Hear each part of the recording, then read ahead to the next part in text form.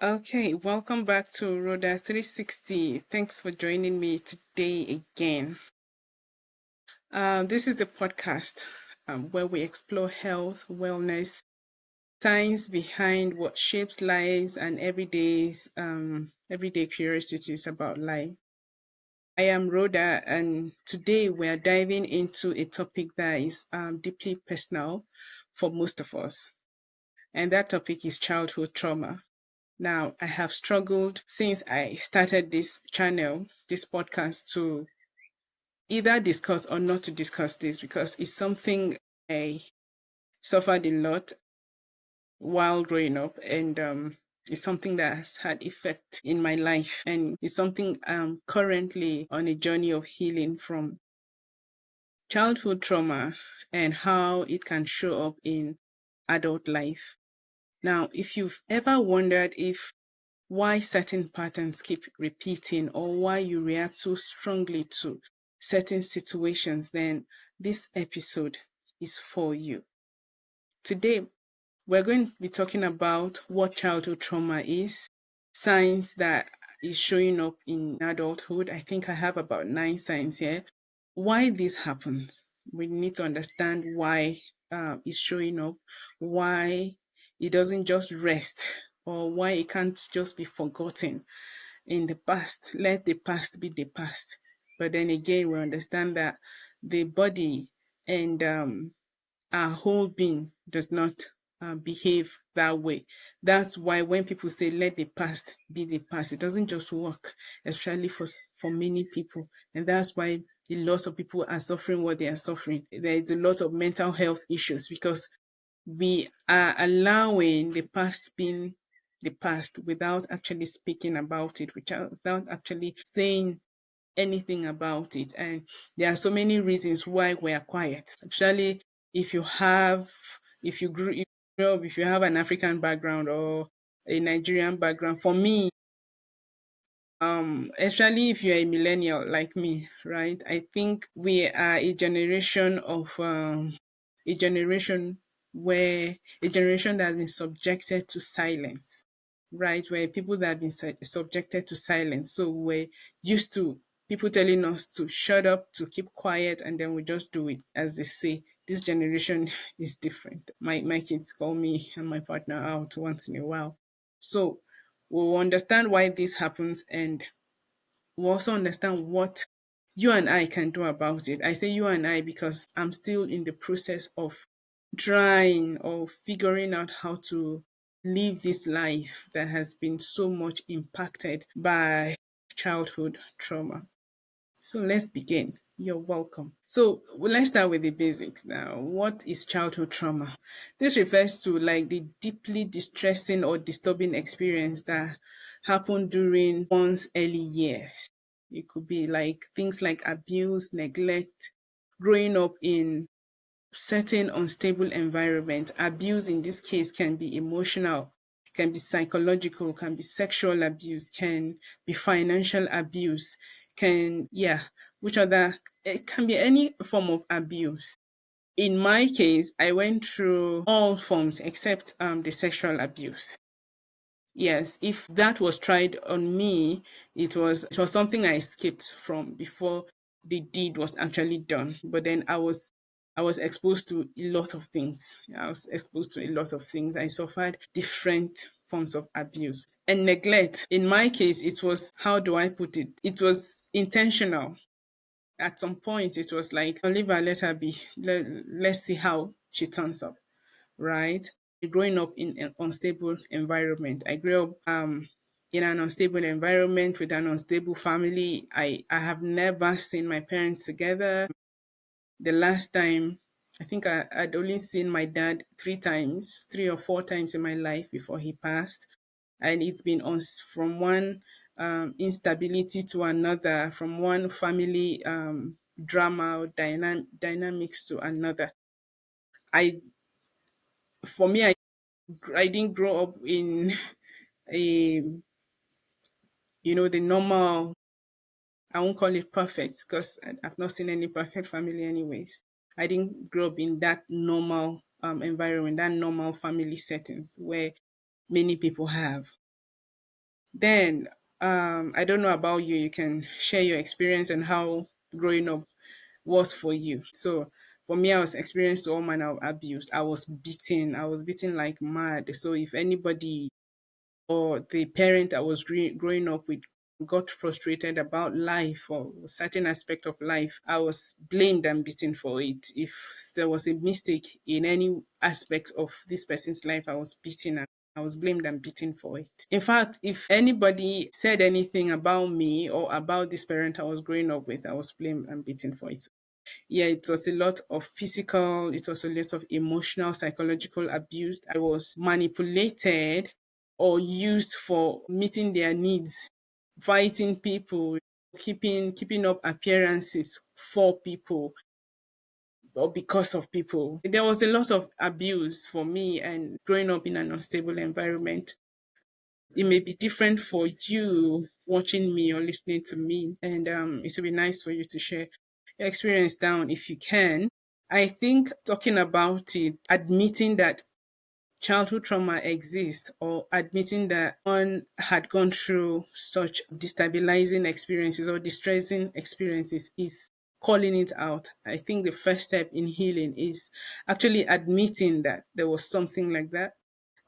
Another step is admitting, right, that it's influencing certain decisions in your life or it's impacting you negatively. Forgive my shaking voice. It's a very deep and emotionally impacting, if that's for lack of better words, episode for me because it's really touching, right? And this is me being vulnerable and coming out to share um, an aspect of my life that I have kept hidden for a while now. So about childhood trauma, these experiences, they don't just disappear when you grow, right? They can actually rewire our stress response systems, shaping how we think, how we live our lives, how we behave as adults, our relationships, especially our social lives, our relationships with people, how we react to things. I've been on research or I've studied some papers and websites, and I've been following some people about adverse childhood events or experiences for a while now. And research has shown that early trauma can increase the risk of mental health challenges, increasing the risk of anxiety, depression, forgetfulness. I can't remember the clinical word for that. You know, when you just forget things, right? Chronic illnesses that you can't explain where they come from, even cancer, and impacts relationships later in life. It's the reason why many people in the world today are having issues, relationship issues. They can't keep friendships. They can't even make friendships, let alone keeping friendships. Marriages are breaking up over and over again because we do not understand the dynamics that childhood trauma plays in our lives, things like that. So, in fact, I was even writing a paper on how women with childhood trauma develop pain or how they are assessed. You know, just something about assessment of women with childhood trauma. And yeah, it's just a lot. It's just a lot. There are research out there showing how this impact women's lives. But in this episode, anyway, we're talking in general, not just for women. So, what are the signs that childhood trauma is showing up in adulthood? So, I've noted down 9 signs, like 9 common ways that we can tell that an adult around you or you yourself may be suffering from childhood trauma. Number one is having heightened startled response, like, when you jump at sudden noises or feel like overly startled by small surprises. That's your nervous system staying on high alert. Why? Because while growing up, you needed to be on high alert. If you grew up in an unstable environment or in an environment where you needed to stay on alert, like it was like a survival mode, right? For instance, even while sleeping at night, there were nights where I feel sleepy, but I don't want to sleep because I mean anything can happen. The parent I grew up with could just wake up in the night and begin to rain curses at me and remind me of how the other parent was not present and blame me for why my other sibling was not with us. I mean, this other sibling was is my the eldest. So imagine blaming a younger sibling for something that's happening between you as a parent and a senior sibling. That heightened startle response. You're always jerking. You're always at alert. That's when it's happening in adulthood. Is to show you that okay, something has happened in childhood that needs to be healed, need to be addressed. The second one is hypervigilance, where you're feeling constantly on the edge, just like the startle response one, and you're scanning for threats. You're looking for okay, what could go wrong? What could go wrong now? Was the next bombshell that could evolve from my waking up this morning, or even in safe environments, right? You are scanning for threats, because it's a survival mechanism that has stuck around all your life, especially when you're a child. I remember growing up, I think between 10 and 13, or even later in my teenage years, when I was at home and the parent I grew up with was coming back from work or wherever they went to, I'll find myself picking around the house, picking the rug, the carpet, cleaning, just doing some extra cleaning because I didn't know what they would come back to find that I had done, you know, just doing everything I can to possibly please them when they come home. So it was just, and it got to me. It was still part of my life, even when I started having my own kids, because I was always scanning around. Okay, what next? What next? What next? Even in keeping communication with this person, it was as though whenever I was going to call her or whenever I was going to send her a message, I was going to send her a message. It was like, okay, I'm going to say hi now. I wonder what next may come out of this hi, or I'm going to call her now. I wonder what next could come out of this call. Sometimes when they are the person calling, like I get scared from looking at the calls alone, from seeing the phone ring alone. I get scared. I'm like, because in my mind, asking myself questions like, what next? What next? What could be? Why are they calling? What would they say? What is the new narrative? What is the new cause of that long, very long narrative that they are going to put, that very long blame that they are going to put, what just looking for threats even in safe environments. The next one is people pleasing. How I used to be a people pleaser. My God, I think even till now I'm a people pleaser. I just I'm learning to say no. I'm learning to speak and stand up for myself, because whether for fear of rejection or for whatever that was, I could bend back over backwards to avoid conflict.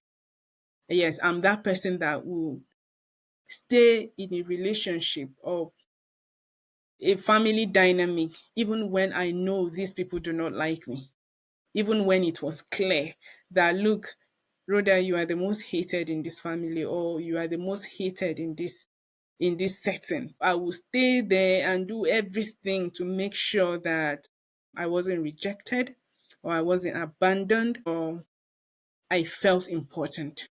Now, the people pleasing thing, of course, started in childhood. I had to please the parent I grew up with. I had to please the people that I grew up with, the environment, because it was just like, look, we're taking care of you. You're supposed to be with your other parent who culturally should be in charge of your bills. But then here you are, and we are taking care of you. So you are supposed to please us. So whatever we need, whatever should be done, you should do it, and just to please us. I remember being in the village once with other cousins, and I was the one that was being woken up by 5 a.m. to clean the house, to go fetch water, to do chores, while my other cousins would be asleep. And if I ever showed any sign of weakness or any sign of tiredness, I was going to be remembered that that was in my father's house.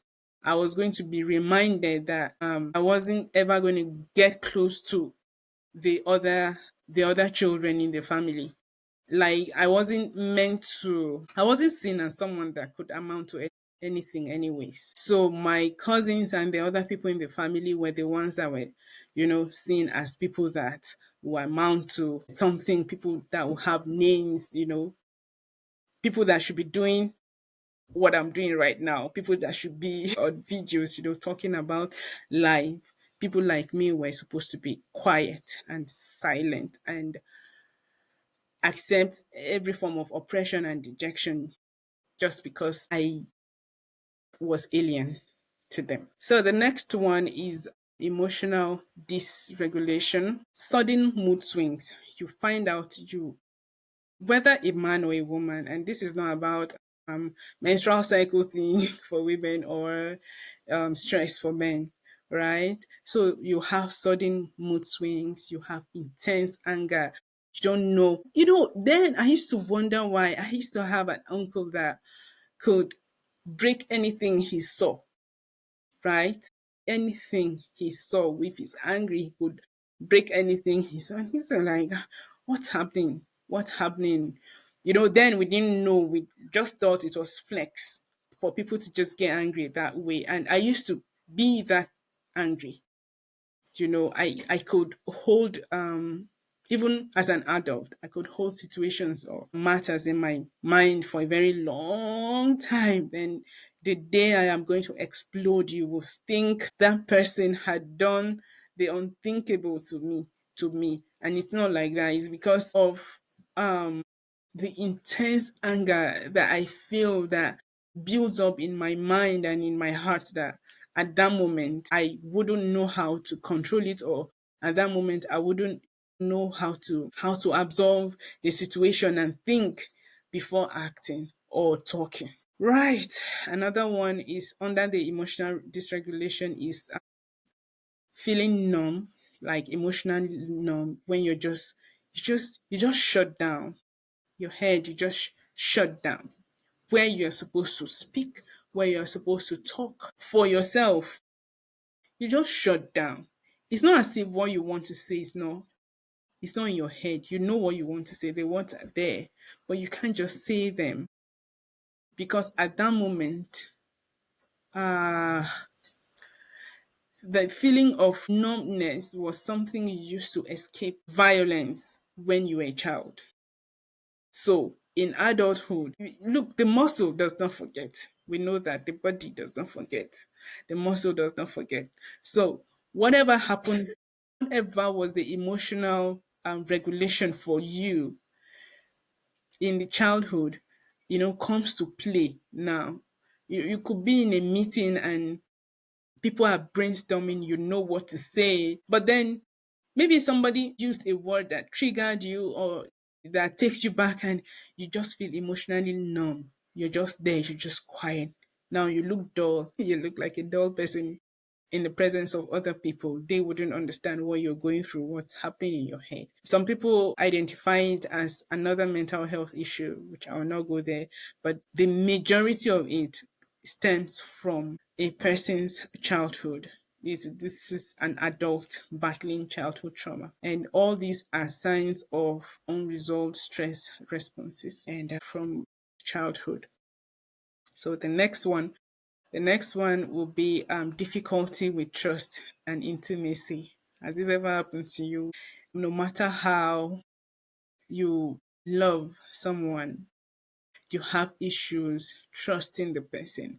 No matter how you want to be with someone, you have issues trusting the person. You have issues being vulnerable with the person because in the childhood, they use everything against you. Whatever you said or do, or your vulnerabilities were used against you. right? So now, as an adult, you're struggling to let people in. You're struggling to let people in. You're struggling to receive love from people. Some people even struggle to receive help from people. There are people out there that find it very difficult to ask for help because when you were a child, when you asked, anytime you come out to ask for help, it was met with a lot of embarrassment, a lot of shaming. Yeah, a lot of shaming. There was a lot of shaming there. And so it's now, as an adult, it's now difficult to trust. It's now difficult to develop intimate relationships. Might not even be romantic. It could be someone that just likes you and wants to just be friends with you, right? It could be with your children, right? It could be with immediate family members. It could be with just people, even romantic relationships. You push them away, you push people away before they can hurt you, right? So that's a protective pattern. That's just showing up because that's what has happened in childhood. Yeah, you couldn't trust anyone in childhood. You couldn't be intimate with anyone in childhood because whatever you had with anyone while growing up in the child or in childhood was used against you, was used to embarrass you. I wonder. I remember in 100 level when I think I failed the course. Was it 100 level or 200? No, I think 200. No, 100 level thereabout. I failed the course. I think it was a mathematics course, and I would never forget the reaction I got at home. I would never forget the reaction, the physical attack didn't hurt me as much as the fact that they carried the phone and called the entire extended family, and told them yeah, that was what hurt me more. And there are different instances growing up. Well, you know that okay, this person cannot. I don't see this person as a parent anymore. That was one instance. That was one instance. The overreaction, the even when we knew what to do and I knew what to do, I was just home because I felt after school we should go to our homes for holidays. And then it was during the holidays I told this parent that look, I had failed the course, I need to go back to school to rewrite it. I was being a free child. If I knew that that reaction was going to be like that, or that they were going to take my name up to extended family meetings and things like that, I would have just stayed in school and rewritten my paper before going home. But then I I found out late. I think it was too late for me finding out how I was seen in the family or who I was in the family. So, and I don't know if that is my fault for finding out late, but that was just it. If I knew early how I was perceived or how I was seen in the family, then I would have probably, the many times I left home, I would have probably stayed out. Yeah. So, let's see.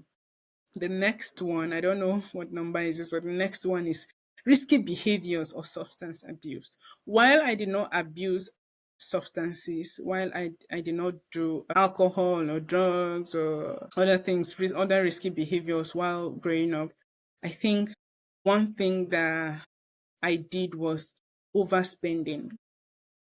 Any monies I got, I compensated myself by just spending. Sometimes these monies I don't spend it for, I don't spend it for anything, for important things. There are things that you get for yourself and then you're like, okay, yeah, you appreciate it. Sometimes I don't even know what I do with these monies. Probably I give them out just to feel good.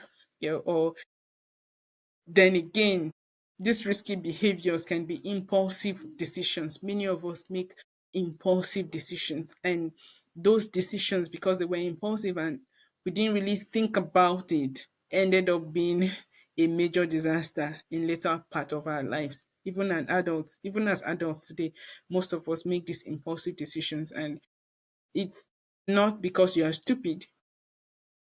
It's just childhood trauma playing tricks on you. And for some, this is a coping mechanism. Overspending or making impulsive decisions. Other people turn to alcohol, other people turn to drugs. for coping with overwhelming emotions, right? The next one is dissociation. I do this a lot.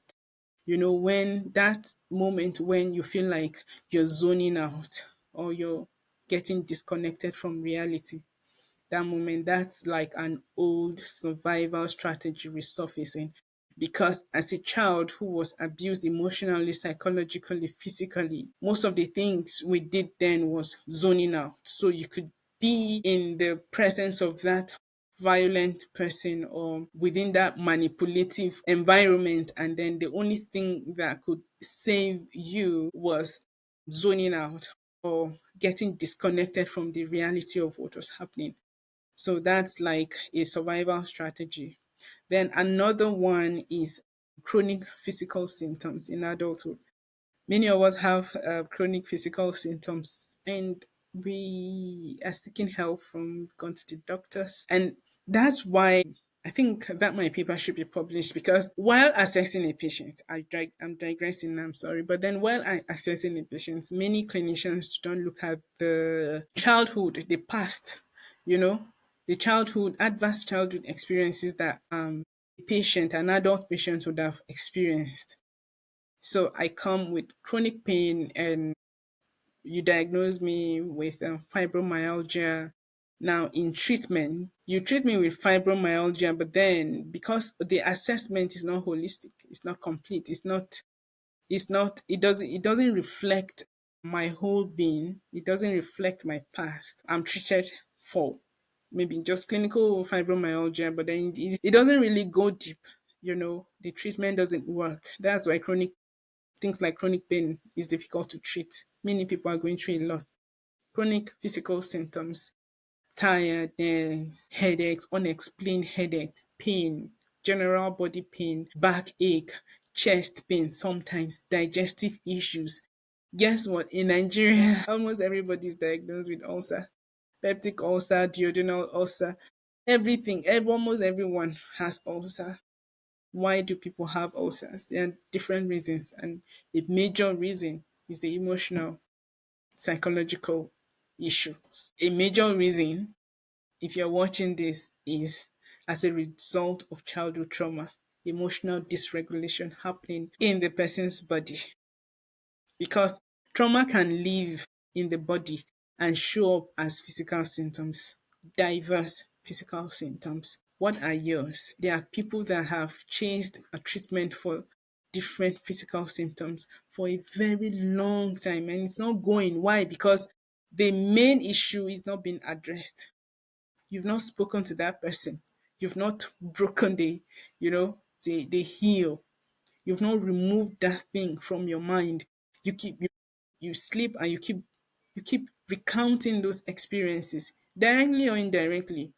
You keep rehearsing those experiences with you, with friends, indirectly now, with the children, you are having around, or whether you have children or not, or just people around you. And it keeps showing up as physical symptoms, chronic physical symptoms in your body. Another one is persistent anxiety. I think I've mentioned it like 4 times today. Persistent anxiety and depression. Now, and it's not just about anxiety and depression. Now, long term mental health struggles often trace back to early adverse experiences. So, if you see anyone having long term mental health issues, anxiety, depression of different classes, insomnia, even eating disorders, forgetfulness, yeah, if you trace it back, it traces back to, adverse experiences that happened earlier in the person's life. So I've mentioned, I think, 9 or thereabout signs that childhood trauma is playing tricks in your adulthood. So why does this happen? Indirectly, we mentioned why, but then the science behind this is that when you experience trauma as a child, your brain and your body adapt to survive. Most times, we that went through this, we grew up in a survival mode. we're always trying to survive. We're always trying to see how to make the following day. So if we woke up today and this person that is mean to us or is toxic to us was home with us, we're trying to survive. We're trying to see how to survive that day and see how to make the next day. And this is just my own personal experience, and yours may be different. Yeah.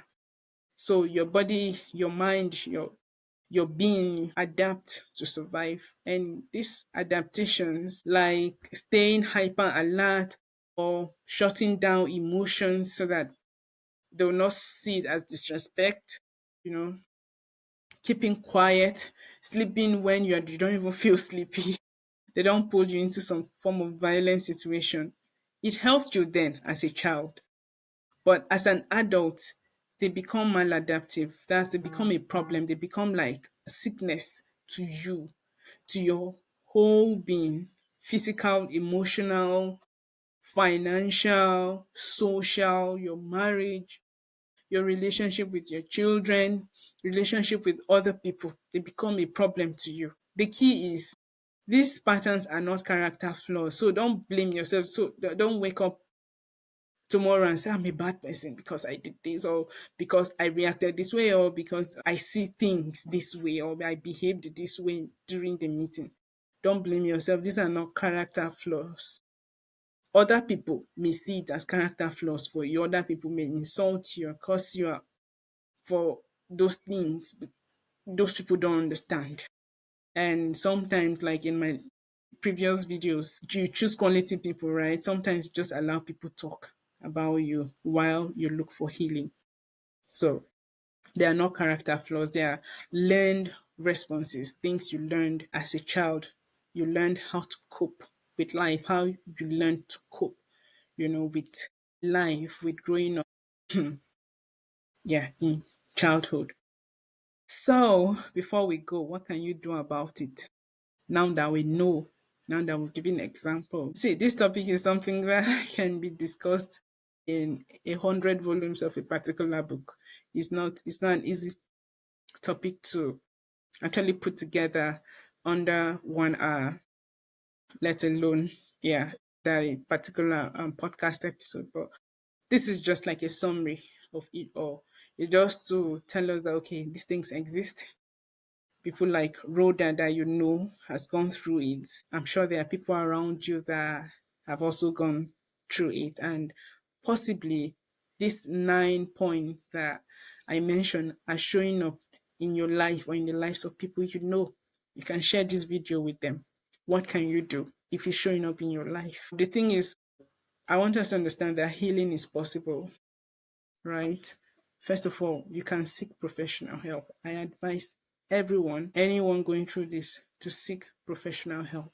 Don't sit at home or don't sit it out and say, okay, now that I know or now that I understand, I'm going to just keep quiet. No, I advise you, if you can afford it, seek professional help. If you cannot afford it and you want to go through maybe community or spiritual help, ensure that the spiritual leaders you're going to are not also toxic people who will use doctrines or religion to destroy the last sanity you have you still have. So be careful. Make sure that you're going to qualified people that know how to counsel or how to help people who have been through childhood trauma.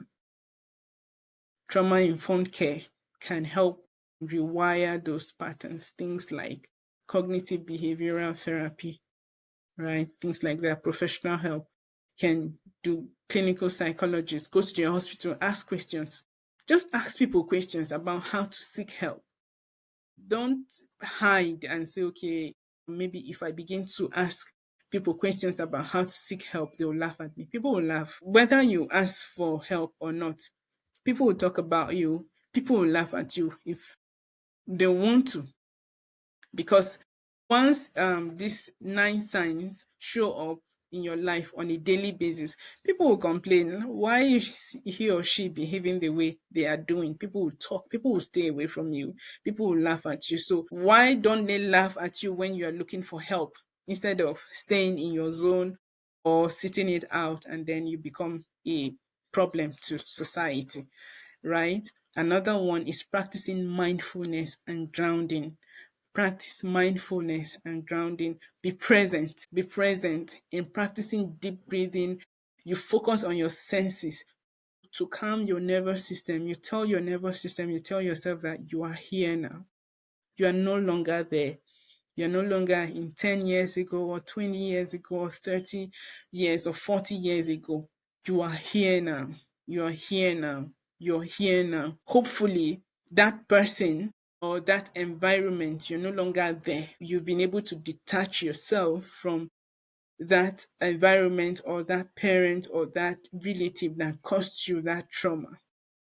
You've been able to cut off directly or indirectly, even if you don't go no contact, at least you'll be able to, stay far away from triggers or from that environment where you grew up as a child. So you're able to, so when you practice these mindfulness techniques, you're able to remind yourself that you're here now, you are in a safe zone now. So your nerves, you begin to pet your senses and your nerves into accepting that you're safe. That could help. Another one, build safe relationships. Surround yourself with people who respect your boundaries. How you know that people are not good for you, number one, is that they don't respect your boundaries. They don't respect your boundaries. One, they don't respect your boundaries. Secondly, whatever you tell them is shared with other people. You don't feel safe with them. They are not your safe spot. They are not quality people in your life. They don't help you. They don't support you. They don't show up for you the way you show up for them, right? They are not vulnerable with you, yet they expect you to be vulnerable with them, so they'll be able to, have what to say about you. They'll be able to defame you. They'll be able to, assassinate your character, right? So, but then there are also people who respect you, people who respect your boundaries, people that can offer you emotional safety. If you find such people, keep them. Learn how to build safe relationships. The next one is journaling and self reflection. When you journal, it helps you clear your head of so many things, clear your mind of so many difficult challenges. Even if you can journal daily, it helps a lot. Self reflection, understanding that, okay, where you are today is going to be different from where you're going tomorrow. Having the hope that is only going to get better helps a lot.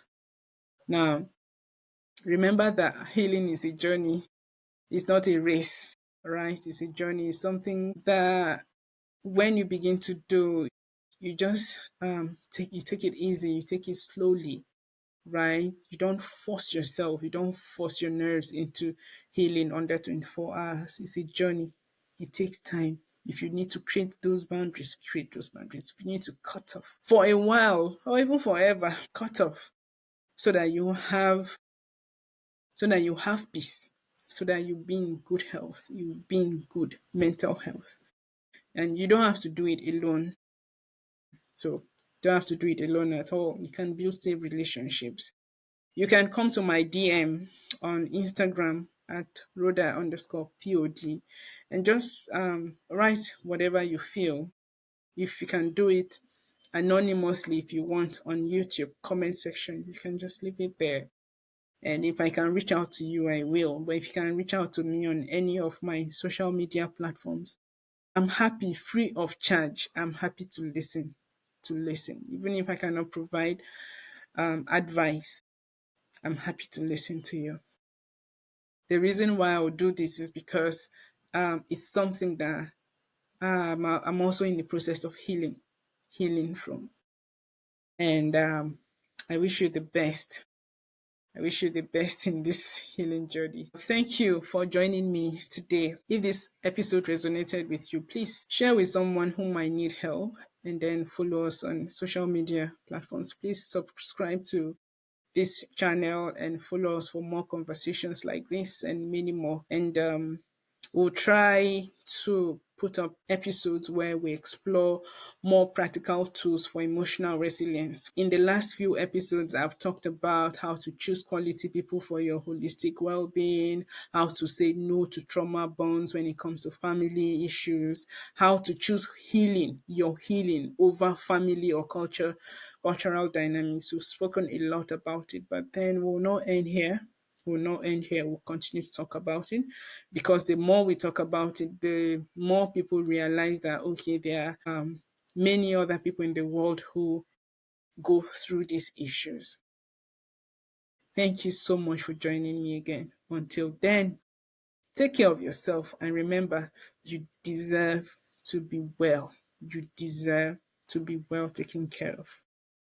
Thank you. Bye.